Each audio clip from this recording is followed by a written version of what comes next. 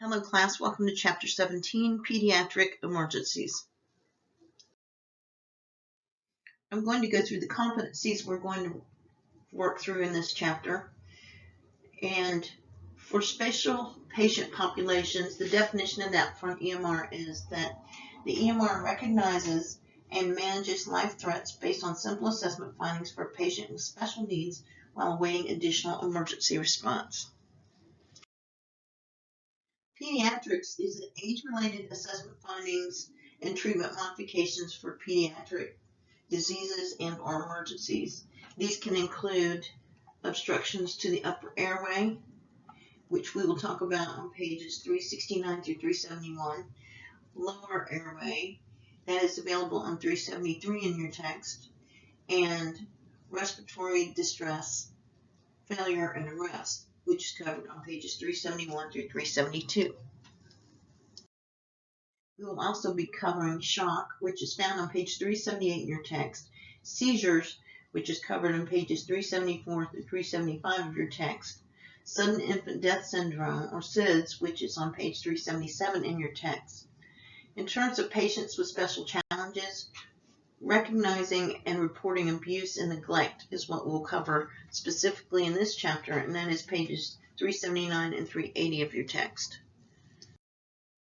The EMR's definition of medicine is when the EMR is able to recognize and manage life threats based on assessment findings of a patient with a medical emergency while awaiting additional emergency response. We'll talk about respiratory emergencies in pediatrics and specifically the anatomy, signs, symptoms, and management of respiratory emergencies, including those that affect the upper airway and the lower airway. The EMR's understanding of trauma is when the EMR uses simple knowledge to recognize and manage life threats based on assessment findings for an acutely injured patient while awaiting additional emergency medical response.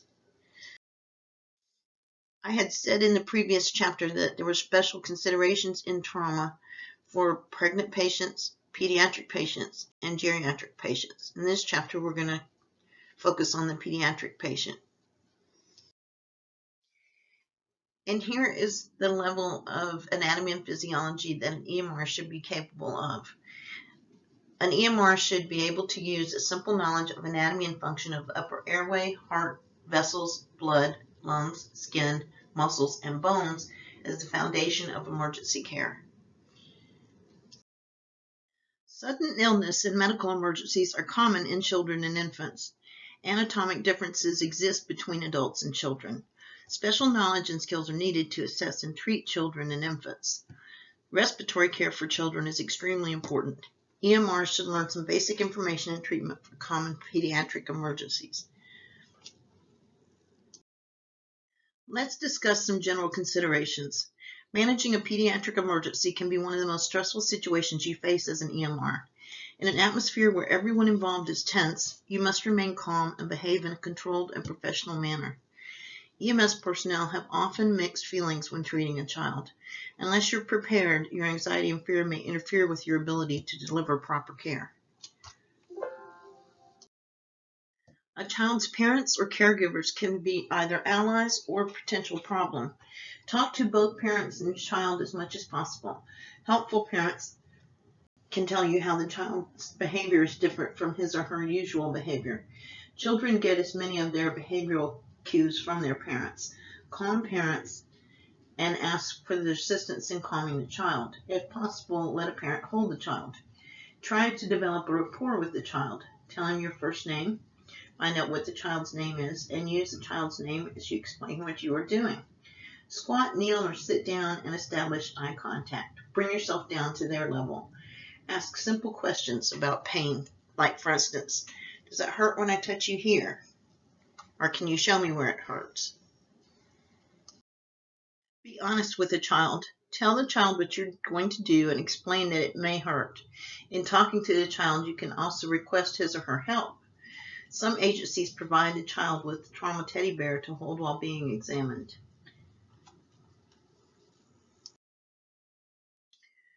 Let's discuss pediatric anatomy and function. Children and adults have the same body systems that perform the same functions, but certain differences exist.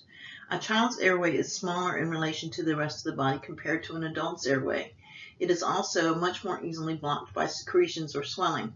A child's tongue is proportionately larger than an adult's. It can more easily block the airway if a child becomes unresponsive. A child's upper airway is more flexible than that of an adult. Avoid hyperextending the neck when attempting to open the airway. Position the head in a neutral or slightly sniffing position. For at least the first 6 months of their lives, infants can breathe only through their noses. Clear the nose of mucus secretions. When demands on a child's respiratory system change, the child is able to quickly compensate by increasing his or her breathing rate and efforts. However, these compensatory mechanisms will function only for a short period of time. The child may show signs of severe respiratory distress and rapidly progress to respiratory failure.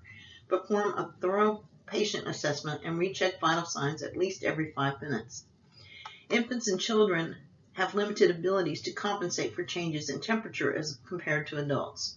Children lose relatively more heat than adults do because children and infants have no integumentary system yet. They cannot sweat. If you ever notice when you're around children that are pre-adolescent, they only sweat from their head. They never get like really wet shirts because their integumentary system is not functional yet. So children get overheated very quickly or very cold much more quickly.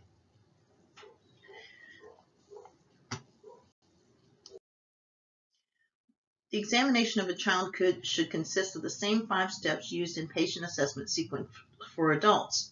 Perform a scene size-up to ensure that the scene is safe for you and for the patient. Complete a primary assessment. Form a general impression of the patient. Determine the patient's level of responsiveness. Assess the status of airway, breathing, and circulation. Complete a secondary assessment by examining the child from head to toe. Obtain a medical history and perform reassessments as needed. The PAT, or Pediatric Assessment Triangle, was developed to help you quickly form a general impression of a child using only your senses of sight and hearing. It provides you with an accurate initial picture of functioning of the child's airway, breathing, circulation, and level of responsiveness. The PAT can be used to assess a child from a distance and to determine which steps need to be taken first. One of these is appearance, which is an indicator of how well the heart and lungs are working. Appearance is also a good indication of how well the central nervous system is working. Compare a child's appearance and actions with what you would expect from a healthy child of the same age. Assess the child's eye contact, muscle tone, and skin color. A child who is not crying may have a decreased level of consciousness, an upper airway infection, or swelling in the airway. A child who's unresponsive, is lackluster, and appears ill should be evaluated carefully. Reassess the child's appearance regularly because it can change very rapidly. This is the Pediatric Assessment Triangle section that refers to characteristics of appearance. You need to be well aware of this part of the triangle. This is the second part of the Pediatric Assessment Triangle, which is in relation to work of breathing. And it's not just how many times, but actually how they're breathing. So it gives you a more accurate perception of what the child's respiratory status is. This is the third leg of the Pediatric Assessment Triangle. These characteristics are used to assess circulation to the skin. So you're looking at pallor or color, modeling, if their skin color is patchy, or cyanosis, which would indicate oxygen deprivation. To calculate the respiratory rate of a child, you should count respirations for 30 seconds and multiply by 2. Look for signs of respiratory distress. Assess how much work a child is doing to breathe and look for abnormal breath sounds.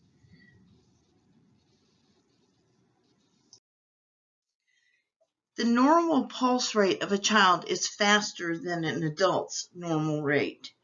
So for a child younger than 1 year, make sure to palpate a brachial pulse for 2 reasons. One is infants, if you've noticed, have no neck, essentially. It is very underdeveloped and they really don't have any length on their neck. And the arteries lie closer to the surface of the skin in infants. So the best chance is to take the brachial pulse, which is in the upper arm, in between the shoulder and the elbow. This is table 17-4, which shows normal vital signs in children at rest. And it breaks down the different age groups and the heart rate you can expect to find in each, as well as the respiratory rate you can find in each. In terms of high body temperature, high temperatures are accompanied by flushed red skin, sweating, and restlessness.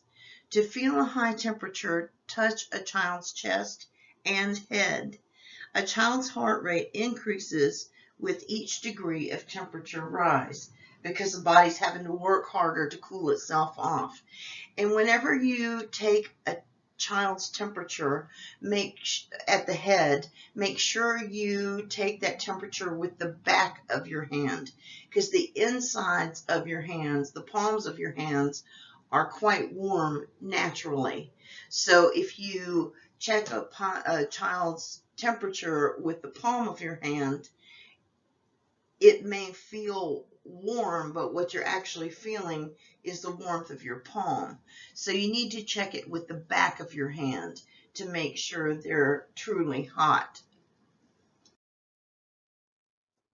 With respiratory care, it is important to open and maintain a child's airway and to ventilate adequately any child with respiratory problems. Problems can lead to respiratory arrest followed by cardiac arrest. Specific causes of cardiopulmonary arrest in children include suffocation caused by aspiration of a foreign body, infections of the airway such as croup and epiglottitis, SIDS, accidental poisonings, or injuries around the head and neck. When treating respiratory emergencies in infants and children, your first priority should be opening the airway. The general techniques are the same for children and adults. The head tilt chin lift maneuver can be used for children who have not sustained an injury to the neck or head, but do not hyperextend the child's neck when you tilt the head back, and that's because their trachea is not as well developed and rigid as an adult. So if you hyperextend a child's neck, their airway will literally pinch shut, just like when you wrap a garden hose around the tire of a car and pull it, it goes flat. It's the same exact type of concept. Use a neutral or a slight sniffing position. Place a folded towel under the child's shoulders to help maintain a proper sniffing position. If there is a possibility of injury to the head or neck, try the jaw thrust maneuver. In terms of basic life support, you must use specific techniques when you perform CPR on children. CPR for children 1 year of age to onset of puberty is different from adult CPR in 3 ways. If you are alone and EMS has not been called, you should perform 5 cycles or 2 minutes of CPR before activating the EMS system. Another difference is that you use the heel of one hand or 2 hands if the child is very large to perform chest compressions. And if you're using 2 hands, bear in mind that their bones are slightly more elastic than those of adults. So do not compress in a super deep manner as you would an adult, because you're not going to have as much resistance. And then compress the sternum at least 1/3 the depth of the chest, as I just indicated. CPR for infants or 1 year or younger has 5 differences from adult CPR. You want to check for responsiveness by tapping the infant's foot or gently shaking the shoulder. The second is check for the brachial pulse rather than the carotid pulse. The third difference is use your middle and ring fingers to compress the sternum just below the nipple line.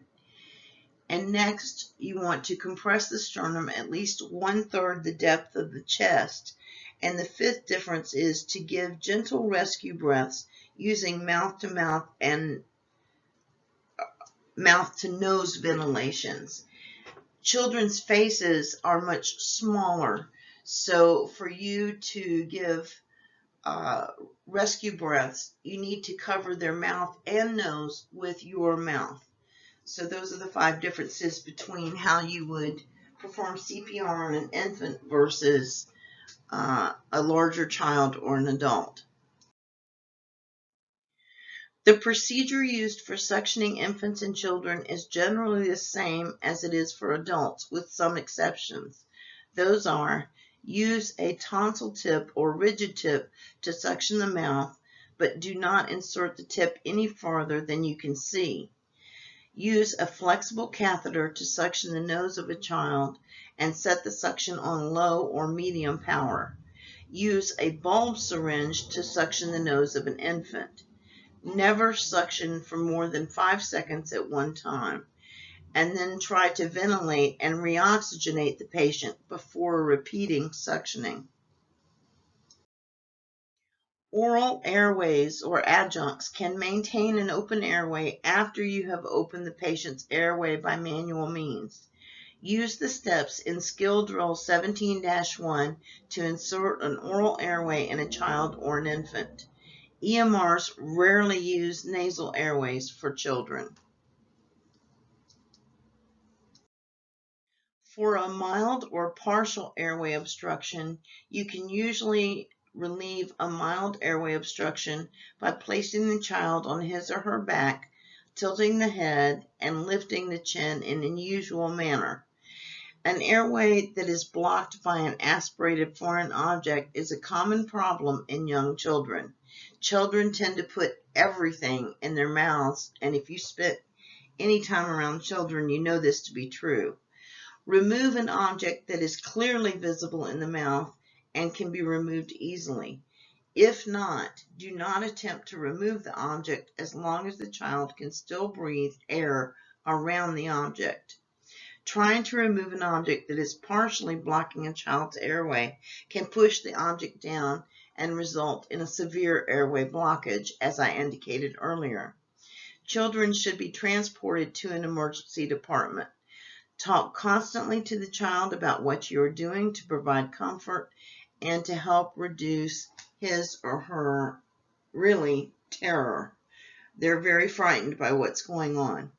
Most of the time, parents are able to realize the seriousness of the situation, so redirect their emotions and work with you to help calm and reassure the child.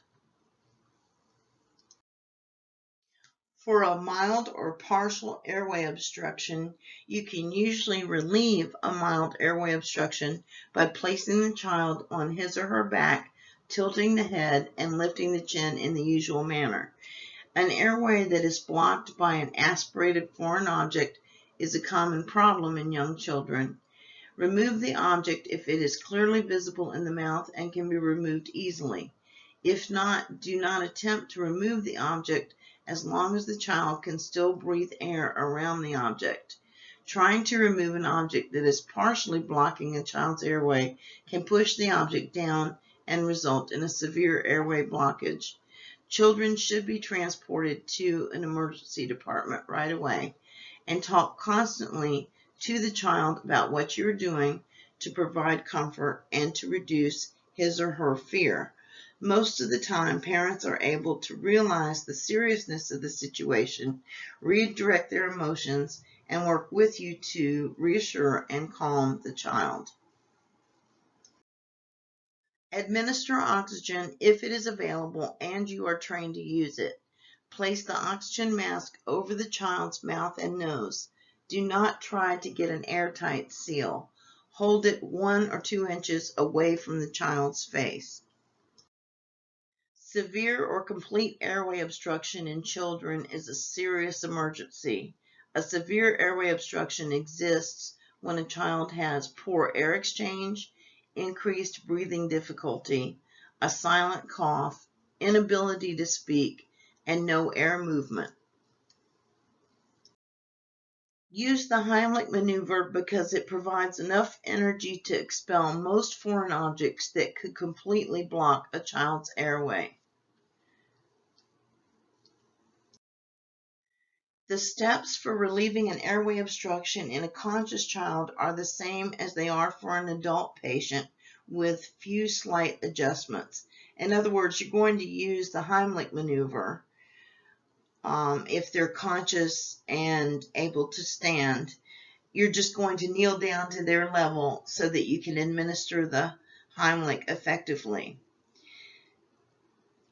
However, if there's an airway obstruction and you're trying to open the airway of a child or an infant and they're lying on their back, tilt the head back just past the neutral position. If you are by yourself and a child with an airway obstruction becomes unresponsive, perform CPR for 5 cycles, roughly 2 minutes, before activating an EMS system. Now let's talk about airway obstruction in infants. A complete or severe airway obstruction in infants is extremely serious. An infant 1 year or younger is extremely fragile. If you suspect an airway obstruction, first assess the infant to determine whether any air exchange is occurring at all. If the infant is crying, then the airway is not completely obstructed. If no air is moving in or out of the infant's mouth and nose, then you need to suspect a completely obstructed airway. To relieve an airway obstruction in a conscious infant, use a combination of back slaps and chest thrust maneuvers. Assess the infant's airway and breathing status. Place the infant in a face-down position over your one arm and deliver 5 back slaps forcefully between the infant's shoulder blades with the heel of your hand, as you see illustrated in the diagram here.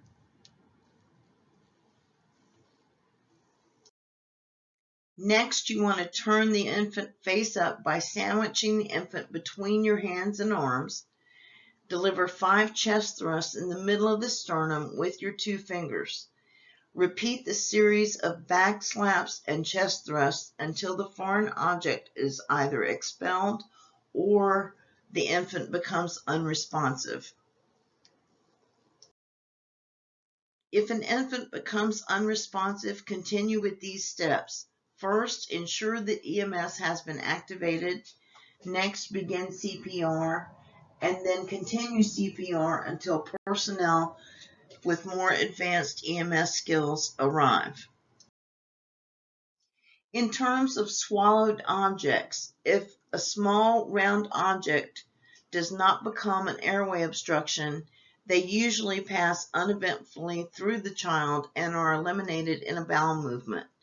Sharp or straight objects, however, are dangerous if swallowed, and you must arrange for prompt transport. Respiratory distress indicates that a child has a serious problem that requires immediate medical attention.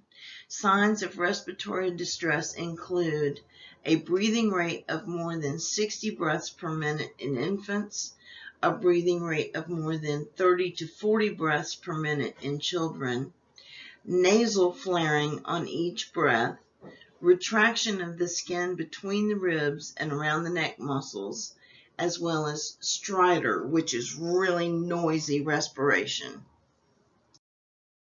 Further signs of respiratory distress include cyanosis of the skin, altered mental status, combativeness or restlessness. And in terms of treatment of respiratory distress, first try to determine the cause and also support the child's respirations by placing the child in a comfortable position, which is usually sitting. Further treatment of respiratory distress includes keeping the child as calm as possible by letting a parent hold the child if it is practical. Prepare to administer oxygen if it is available and you're trained in its use. Monitor the child's vital signs and arrange for immediate transport.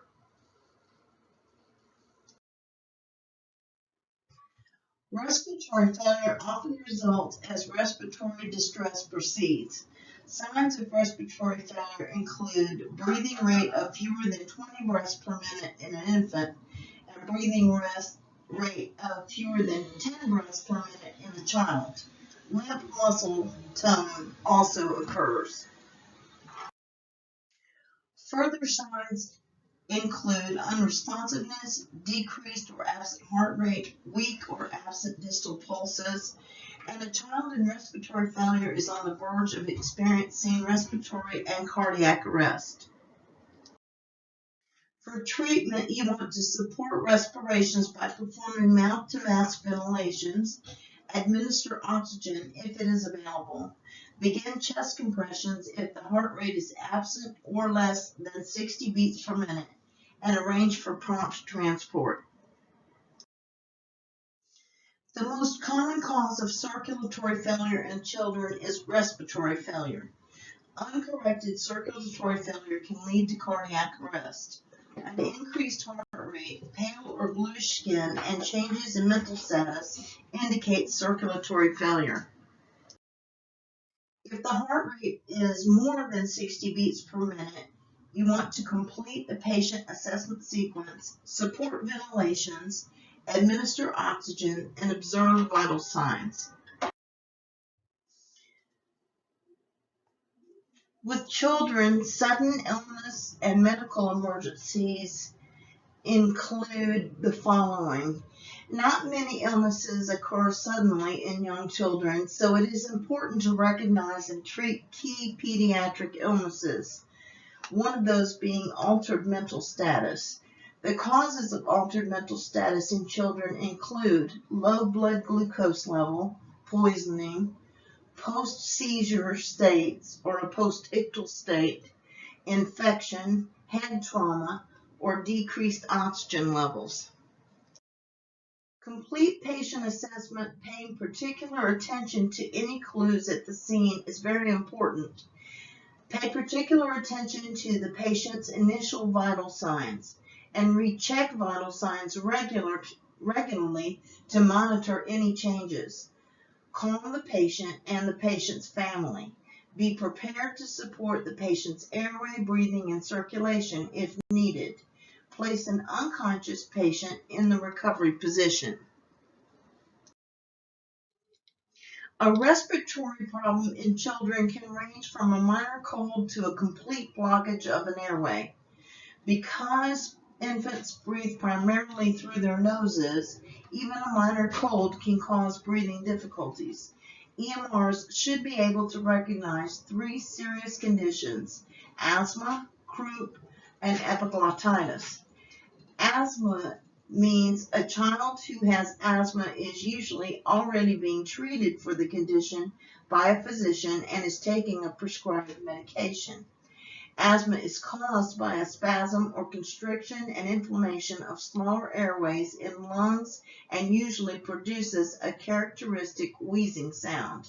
A child who is experiencing an asthma attack is in obvious respiratory distress. Primary treatment consists of calming and reassuring both parents and child. Continuing with asthma, be sure to place the child in a sitting position to make breathing more comfortable. Pursed lip breathing relieves some of the internal lung pressure that causes an asthma attack. If a child has asthma medication but it has not been administered, help the parent administer the medication. If a child's physician is not available, arrange for prompt transport. Croup is an infection of the upper airway that occurs mainly in children who are between 6 months and 6 years of age. The lower throat swells and compresses the airway, resulting in a hoarse, whooping noise during inhalation and a seal-like barking cough. Croup occurs in colder climates and is frequently accompanied by a cold. Continuing with croup, a lack of fright and willingness to lie down are important signs that distinguish croup from epiglottitis. And if an EMS unit is delayed, ask parents to turn on the hot water in the shower and close the bathroom door. Moist, warm air relaxes the vocal cords and lessens the croup type noise. Epiglottitis is a severe inflammation of the epiglottis, which is the small flap that covers the trachea during swallowing.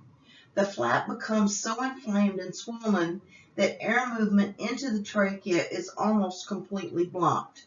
Epiglottitis usually occurs in children between ages 3 to 6 years if they were not vaccinated against the disease. Vaccinations are absolutely essential. Continuing with epiglottitis, the signs and symptoms of epiglottitis are as follows. The child is usually sitting upright. The child cannot swallow, so they're drooling quite a bit. The child is not coughing because they can't get enough air to cough. The child is drooling, as I indicated. The child is anxious and frightened, and the child's chin is thrust forward. As far as treatment for epiglottitis, make the child comfortable with as little handling as possible. Keep everyone calm and administer oxygen and arrange for prompt transport. Drowning is caused by submersion in water and initially causes respiratory arrest. It is second most common cause of accidental death among children 5 years of age or younger in the United States. Ordinary water sources around the home increase risk of drowning for young children. If you respond to a drowning situation, do not put yourself in danger as you attempt a rescue from a child that is in a drowning situation. The signs and symptoms of drowning include lack of breathing and no pulse. As far as treatment, be sure to assess the airway, breathing, and circulation. Turn the child onto one side and allow water to drain out of the child's mouth. Use suction if it is available, and start rescue breathing if necessary. With drowning, be sure to administer supplemental oxygen if it is available and you are trained to use it. If no pulse is present, start chest compressions. Because there is a chance that the patient has a cervical spine injury, stabilize the neck as needed. To reduce risk of hypothermia, dry the child with towels and cover the child with dry blankets or jackets, and arrange for prompt transport. Let's move now to heat-related illnesses. Heat-related illnesses may range from relatively minor muscle cramps to vomiting, heat exhaustion, and heat stroke. Heat stroke is a serious and potentially fatal condition that requires rapid treatment. Remove the child's clothing, sponge water over the child, and fan him or her. You may wrap the child in wet sheets to speed up the evaporation and cooling process, but do not let the child become chilled, and promptly arrange for transport. Fevers are common in children and can be caused by many different infections, especially ear and gastrointestinal infections. Because temperature regulating mechanisms in young children have not fully developed, a very high temperature can occur quickly. Most children can tolerate temperatures as high as 104 degrees Fahrenheit or 40 degrees centigrade. With treatment for a high fever, uncover the child so body heat can escape.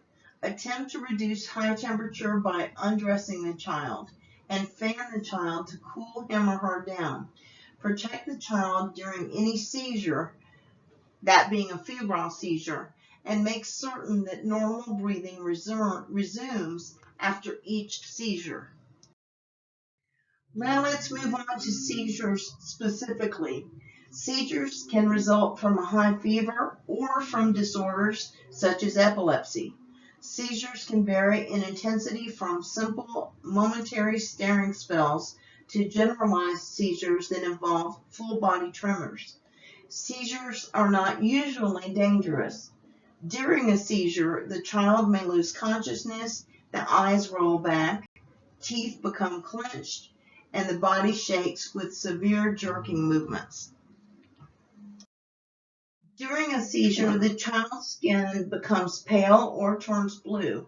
Sometimes the child loses bladder and bowel control.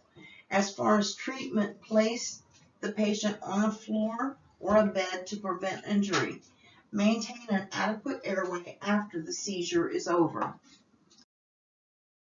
Continuing the treatment for seizures, make sure to provide supplemental oxygen, arrange for prompt transport, monitor the patient's vital signs and support their ABCs, and after the seizure is over, cool the patient if he or she has a high fever. Vomiting and diarrhea are common in children, and vomiting and diarrhea are usually caused by some form of gastrointestinal infection. Prolonged vomiting and diarrhea may produce severe dehydration. A dehydrated child is lethargic and has very dry skin. Hospitalization may be required to replace fluids through the veins. If you suspect that a child may be dehydrated, arrange for prompt transport. Moving on to abdominal pain. One of the most serious causes of abdominal pain in children is appendicitis. Appendicitis is often seen in people who are between the ages of 10 and 25 years of age. A cramping pain in the belly button area moves to the right lower quadrant of the abdomen, becoming steady and more severe. Usually a child is nauseated but has no appetite and occasionally will vomit. Treat every child with a sore or tender abdomen as an emergency and arrange for prompt transport. We're going to move on to poisoning now. Young children are curious and often like to sample contents of brightly colored bottles or cans. The two most common types of poisonings in children are those caused by ingestion and absorption. With ingestion, an ingested poison is taken by mouth. A child who has ingested a poison may have the following signs and symptoms: chemical burns, odors, or stains around the mouth, nausea, vomiting, abdominal pain, and diarrhea.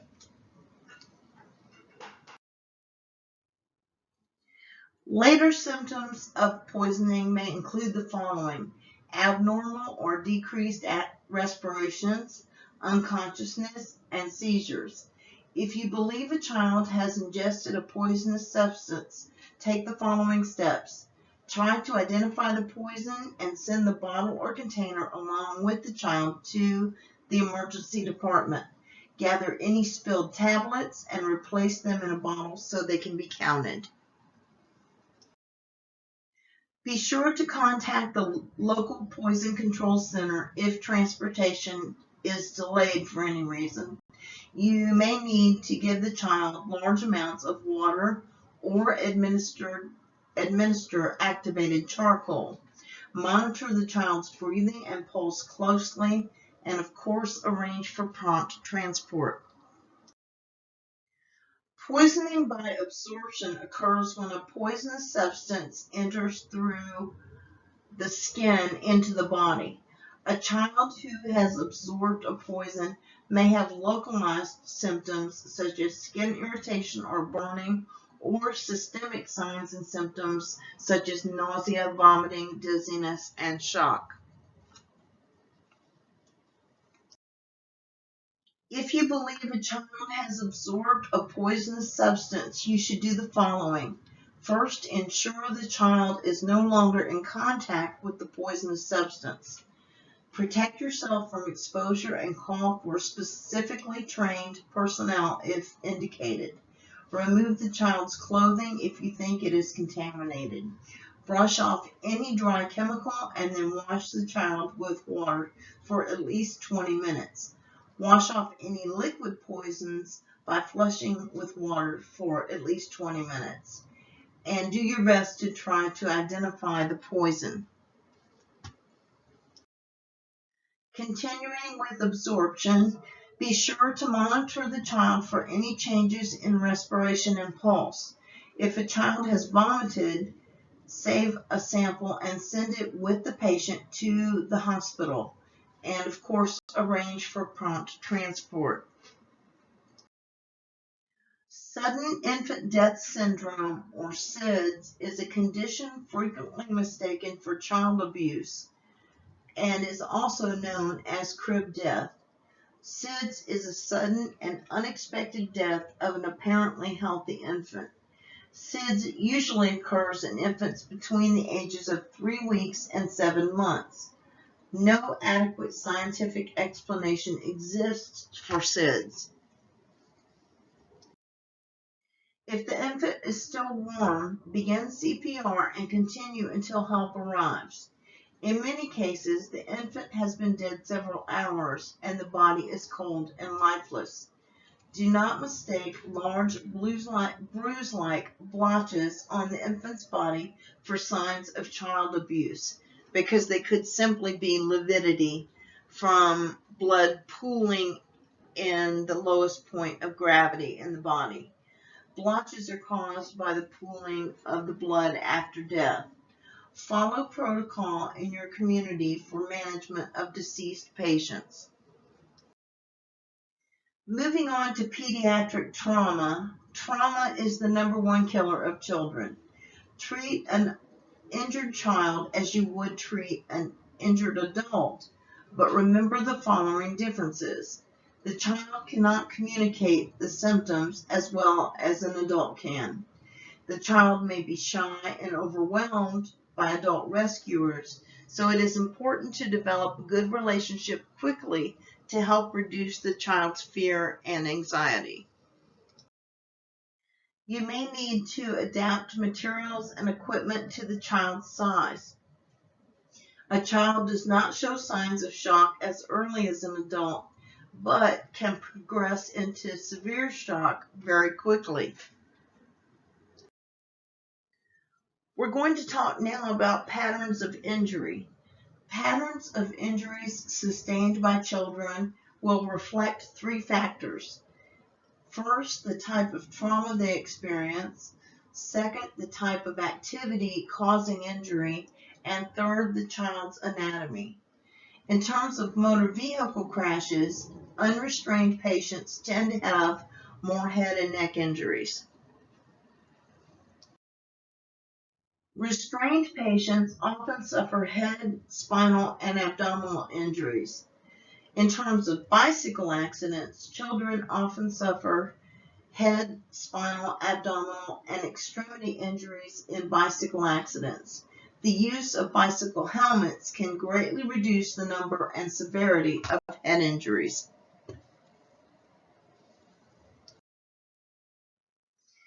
When it comes to children hit by cars, pedestrians often sustain chest, abdominal, thigh, and head injuries. Falls from a height or diving accidents tend to cause head and spinal injuries and extremity injuries. Burns are a major cause of injuries to children as well. Sports activities cause a wide variety of injuries depending on the type of sports activity. Treatment, regardless of the cause of injuries, include the following. Check the patient's ABCs, stop severe bleeding, treat the patient for shock, conduct a full body secondary assessment, and stabilize all injuries that you find. If a patient has head lacerations, treat the wounds with direct pressure and appropriate bandaging techniques. In terms of traumatic shock in children, Children show shock symptoms much more slowly than adults do, but they progress through the stages of shock very quickly. If signs of shock are present, the child is already in severe shock. These signs of shock include cool, clammy skin, rapid weak pulse, and rapid or shallow respirations. Seizures are relatively common in children who have sustained a serious head injury. The greatest dangers to any patient who has sustained trauma are airway obstruction and hemorrhage. When caring for an injured child, open and maintain their airway, control bleeding, and arrange for prompt transport. Now let's talk about car seats and children. If you find a child properly restrained in a car seat after a motor vehicle crash, leave the child in the car seat until the ambulance arrives. In some cases, a child can be transported to a hospital secured in a car seat. Now we're going to move to the sensitive subject of child abuse. Child abuse is not limited to any ethnic, social, or economic group, or to families with any particular level of education. Suspect abuse if a child's injuries do not match the story you were told about how the injuries occurred. Abused children may have many visible injuries at different stages of healing. Be concerned if a child is withdrawn, fearful, or hostile and is unwilling to discuss how the injuries occurred. Treat a child's injuries, and if you are suspicious that an incident may involve child abuse, ensure the safety of the child. The signs and symptoms of child abuse include the following: multiple fractures, bruising in various stages of healing, human bites, burns, and reports of bizarre accidents that do not seem to have a logical explanation. This is figure 17-16. Bruises of different ages suggest physical maltreatment.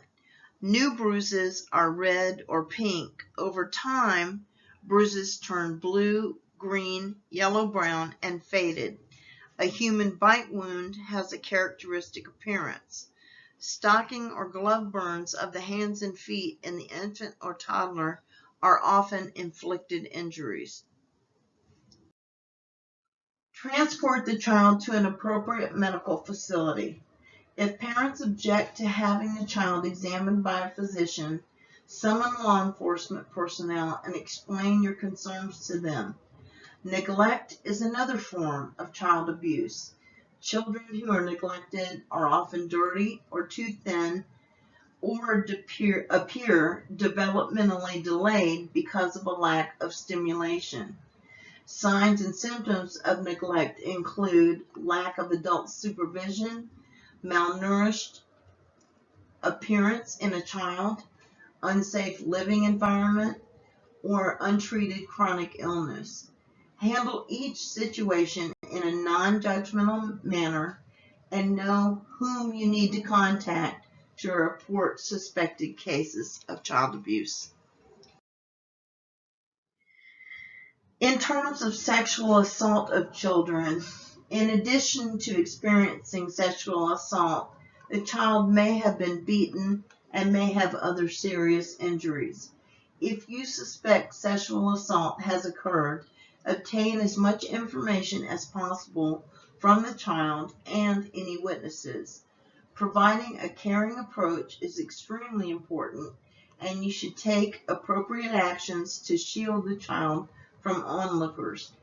All victims of sexual assault should receive transport to an appropriate medical facility. EMR debriefing. This is very important. You will respond to many calls that involve children.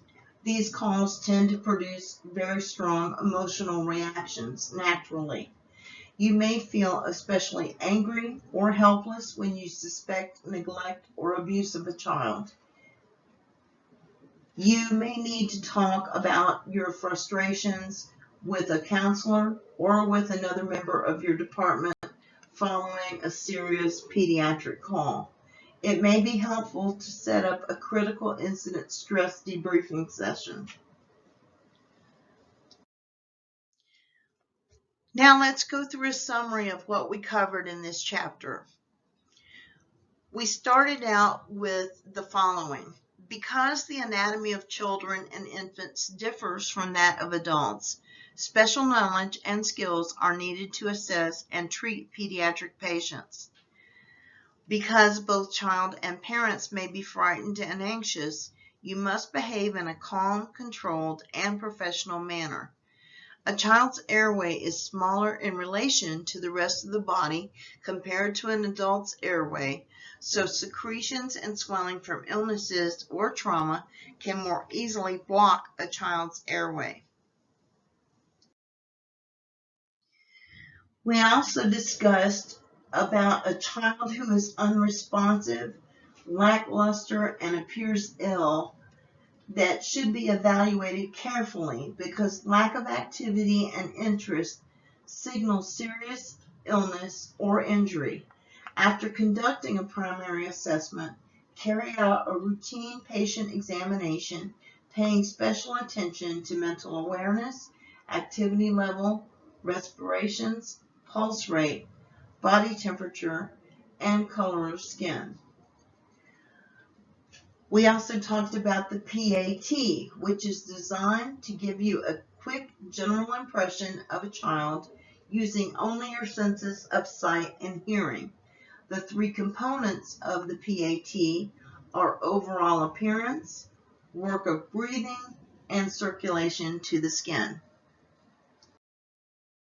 It is important to open and maintain a patient's airway and to ventilate adequately any child with respiratory problems.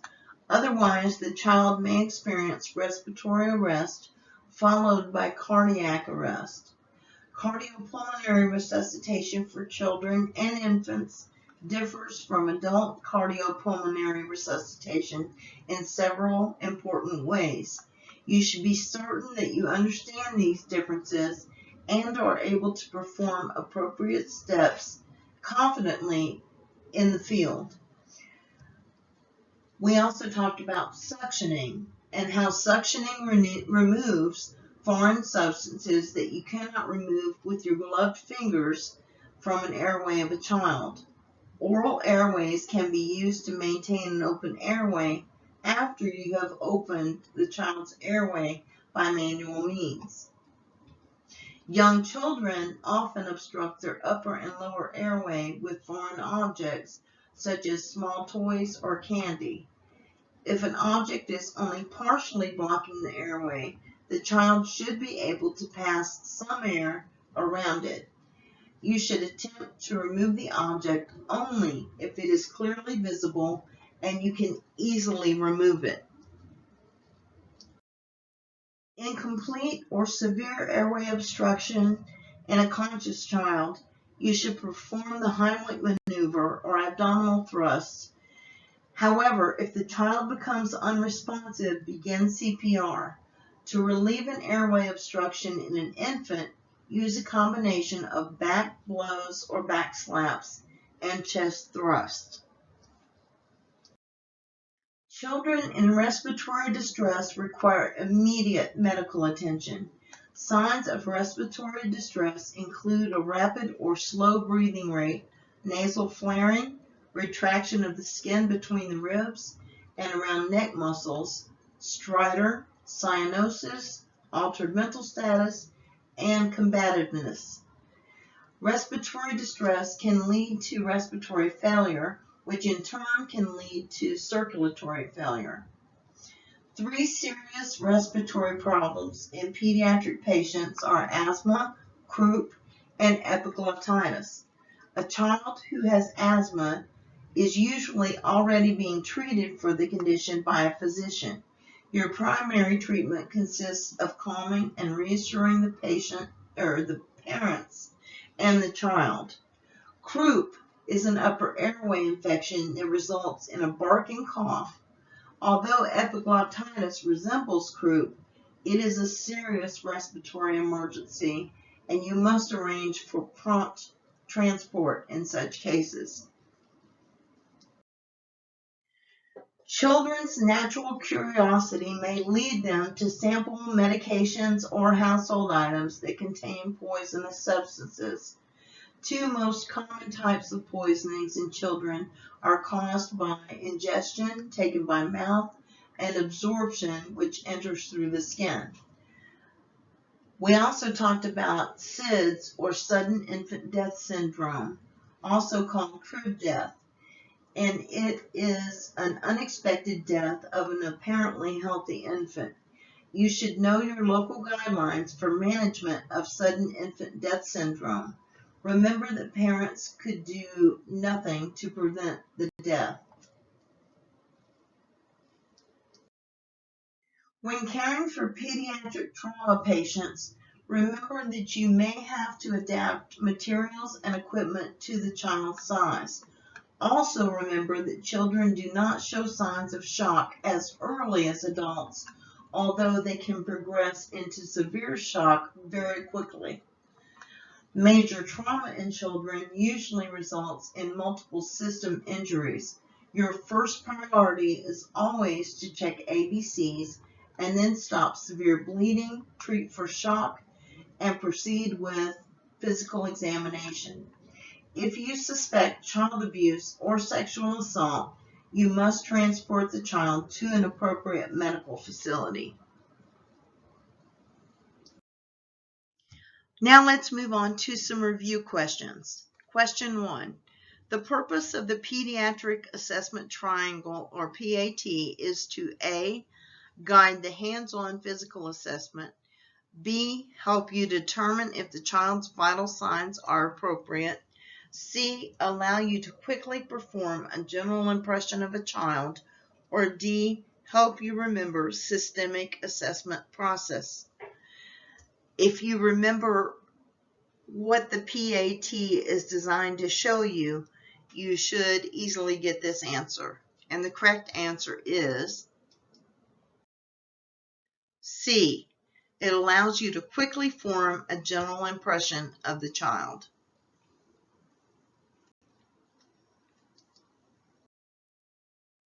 Question 2. Which of the following statements about SIDS is false?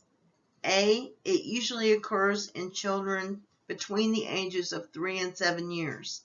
B. No adequate scientific explanation exists. C. It occurs in apparently healthy children. Or D. You should start CPR if the child is still warm when you arrive. The correct answer is A. It usually occurs in children between the ages of 3 and 7 years. Question 3. Which of the following is not a common respiratory condition in children? A. Asthma, B. Epiglottitis, C. Pneumonia, or D. Croup. This should be pretty straightforward also, and the correct answer is C. Pneumonia. Class, this is a difficult chapter, and you might have a lot of questions, and if that's the case, please be sure to contact your instructor if you need help or clarification. Thank you so much for your time, and we will meet again next chapter.